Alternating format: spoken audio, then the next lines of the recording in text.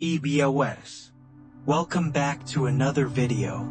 We're back with another helping of everyday psychology to sate your curious minds. According to statistics, only a small percentage of you who watch our videos are actually subscribed. So if you enjoy what you see by the end, do consider subscribing.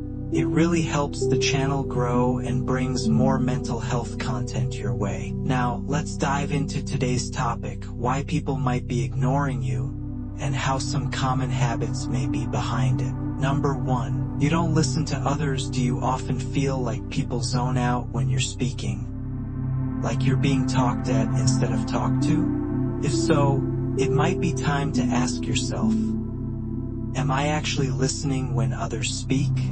Sometimes, without realizing it, we focus so much on what we want to say next that we barely register what the other person is saying. Or worse, we might constantly bring the topic back to ourselves. While sharing your experiences is important, dominating the conversation can make others feel like background noise in their own story. Listening isn't just about staying quiet while someone else talks.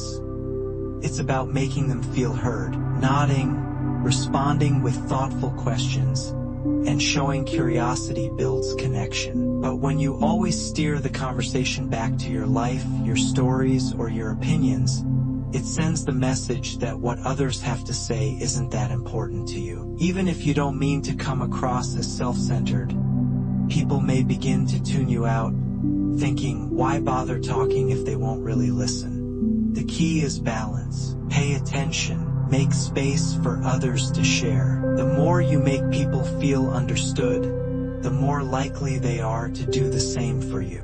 You criticize too much, you mean well. You want the people you care about to succeed, to avoid mistakes, and to be their best selves. But here's the tricky part.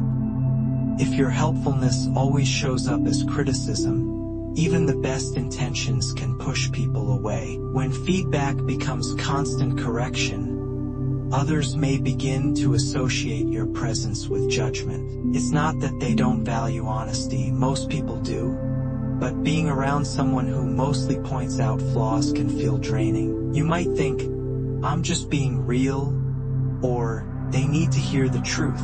That may be valid, but how you deliver that truth matters just as much. Are you offering support along with the critique?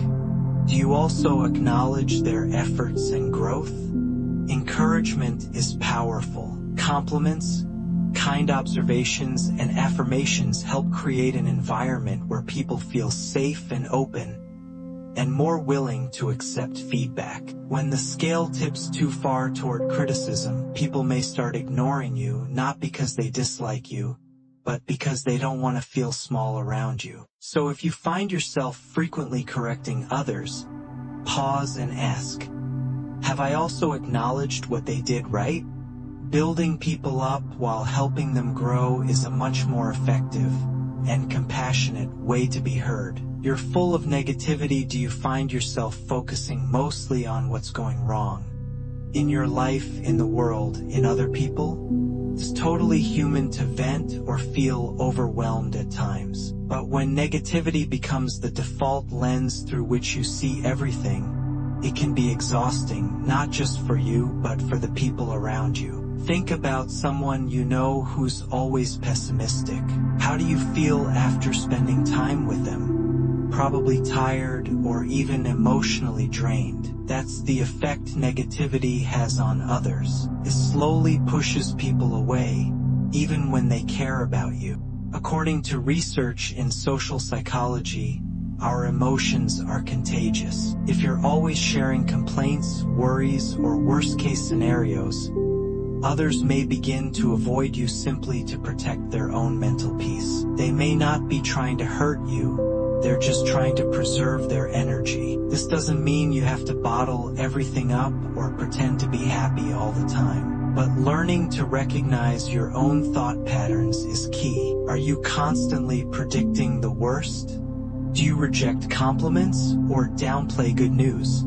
Practicing gratitude, finding silver linings, or even just saying, this sucks, but I'll get through it, can make a big difference in how others perceive and respond to you. Number 4, your presence doesn't grab attention. Ever walk into a room or join a group and feel like no one even notices you're there?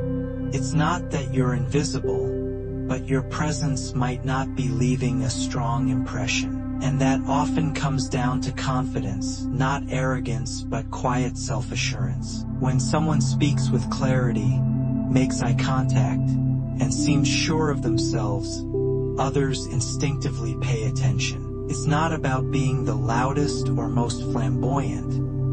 It's about projecting that what you say matters. Sometimes, people who feel ignored assume it's just bad luck or that others are being rude. But the truth is, presence is something you build. If your voice trails off, if you avoid eye contact or speak with hesitation, others may subconsciously tune out.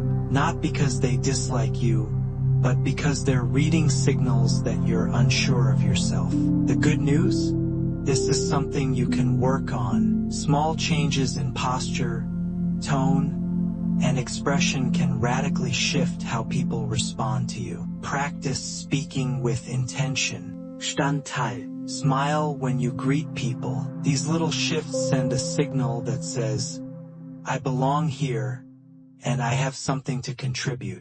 Once your presence feels stronger, you'll likely notice that people start engaging with you more, without you having to fight for it. Number 5, you overthink what you're going to say. If you're someone who tends to stay quiet during conversations, it might not be because you're shy, you might just be overthinking. Maybe you're worried about saying something wrong, or you're trying to phrase things perfectly. The problem? While you're busy crafting the perfect sentence in your head, the moment often passes. Others may interpret your silence as disinterest or awkwardness, but inside, you're probably buzzing with thoughts and ideas. They just don't always make it out.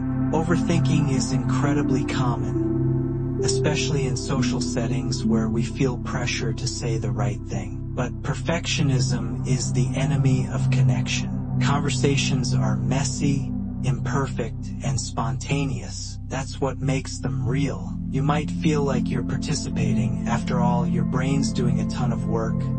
But from the outside, it looks like you're checked out. One way to work on this is to start small. Make brief comments, affirmations, or questions that don't require long explanations. That's a good point.